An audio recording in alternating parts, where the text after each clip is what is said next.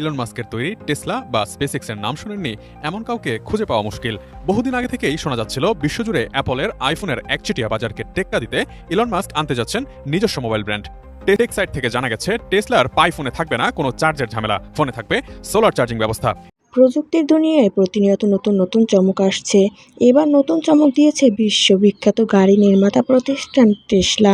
নিজেদের প্রথম smartphone Tesla ফোনটি বাজারে ছাড়ার প্রস্তুতি নিয়েছে তারা।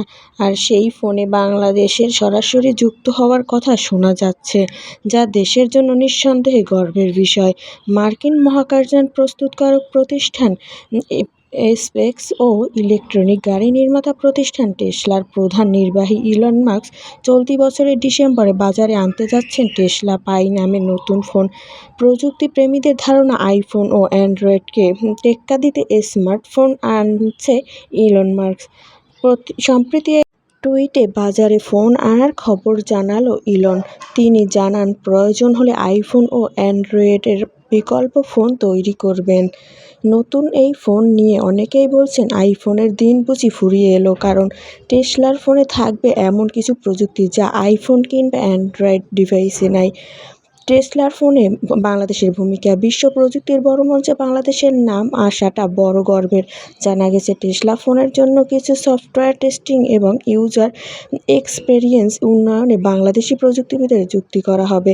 এমনকি কিছু হার্ডওয়্যার অ্যাসেম্বলির কাজেও বাংলাদেশে একটি প্রযুক্তি কোম্পানিকে পার্টনার করা হতে পারে, এমন কথাও শোনা যাচ্ছে।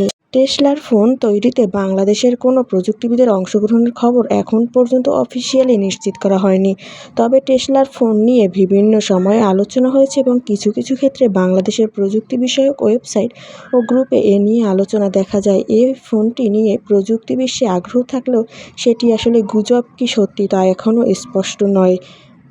এত সব চমকপ্রদ ফিচারের কারণে বিশ্লেষকরা বলেছেন, এই ফোন বাজারে এলে আইফোনের আধিপত্য চ্যালেঞ্জের মুখে পড়বে। আর সেই সাফল্য সামান্য হলেও বাংলাদেশের অবদান থাকবে, যা নিঃসন্দেহে আনন্দের খবর। প্রযুক্তি জগতে বাংলাদেশের এই অগ্রযাত্রা ভবিষ্যতের জন্য একটি বড় সম্ভাবনার দ্বার খুলে দেবে।